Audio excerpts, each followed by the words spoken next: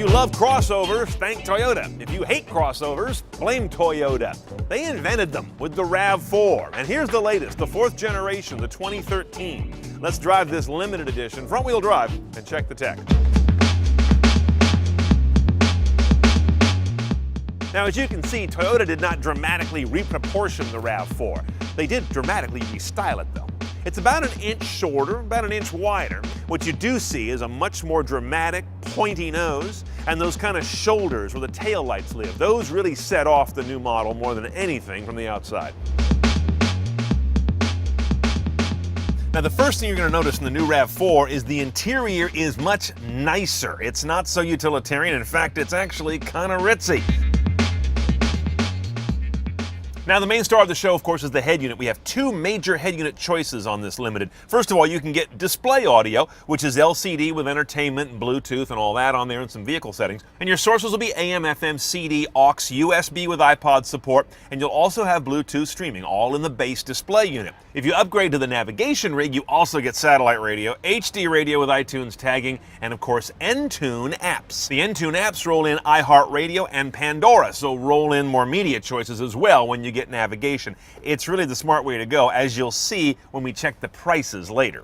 There's lots of pros and cons to this full-on head unit. First of all, the navigation voice is really good. You press this button, you blurt out the whole address, and it finds it. Van Ness Avenue, San Francisco. It was even good with a fuzzy search I did. I said, take me to Twin Peaks in San Francisco, which is kind of an undefined sort of a search term, and it figured it out. A downside, though, is that the voice command doesn't work for the Entune apps. So you can use voice command to do all kinds of things for communication, navigation, and such, but you cannot use it to do a Bing search, for example, or to tell it to do something with iHeartRadio or Pandora. So it's a mixed bag here. Now, in terms of what you're listening to and how it gets out to the speakers, you can also option up JBL audio, which takes you from 6 speakers and kind of nondescript amplification to 10 speakers and a powered sub with JBL audio amps behind it. Let's talk about some driving tech now. The BSM button down here, blind spot monitor. Not on every RAV4, but a lot of the packages have that, like our nav package, and that gives you little indicators in the mirror, but no correction if you're drifting into someone. Also, it has cross-traffic alert. It'll keep you from backing into someone who's going to hit you sideways. The main story here is that we've got a transmission that is a 6-speed, but it's a faux 6. It's actually a CVT with variable pulleys, but that's better than the 4-speed cogged transmission that we had in the outgoing model. That was positively antiquated. The Soviets were loaning them to Toyota or something. No paddles on the wheel, but you can drop it back here into a gate for sport mode and then shift within there up and down.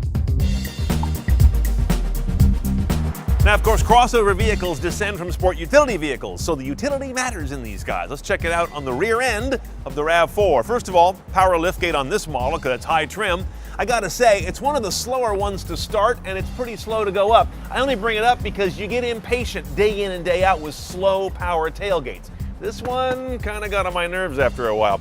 Fold flat second row, and it's very easy. One lever at the side of the seat, and whack, it goes down. No screwing around with multiple sort of levers and pulls. You'll also notice they no longer offer a third row option.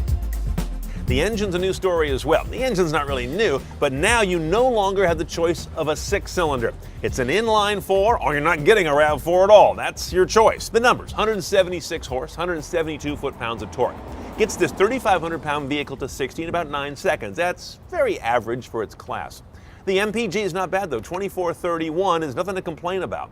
Now, we have a front-wheel drive car here. It's also an all-wheel drive variant. And limited slip differential is included on this front-wheel drive as well. Now, I'll tell you, first thing you notice about driving this car is there's not much to notice. The power comes on just fine. You don't miss the V6 not being here, really. What you do notice, though, is there a little bit of that yo-yo effect that is sort of a CVT and a 4-cylinder that's kind of struggling a little bit. That does lead to some sort of strange kind of loopy, spooly acceleration. But there's plenty of power here. It's just not real responsive. I'm not crazy about the degree and note of the engine noise you hear. It's not the kind of engine noise that you listen to and go, sounds good. It's the kind that goes, engine. Eco and Sport don't seem to make much of a difference in the drive feel. And the shiftable gate over here, this is not a responsive transmission in terms of its faux 6 gears. I would never use it in kind of a sport way. It doesn't really pay off. Leave it and drive and you're fine. Okay, let's price this 2013 Limited front-wheel drive, about 29 grand delivered. Remember, this is top of the stack. $1,400 more will get you all-wheel drive. As a driving experience, it remains a relatively high-tech, good value, civilized driving machine, but it's not going to blow you away in any one direction.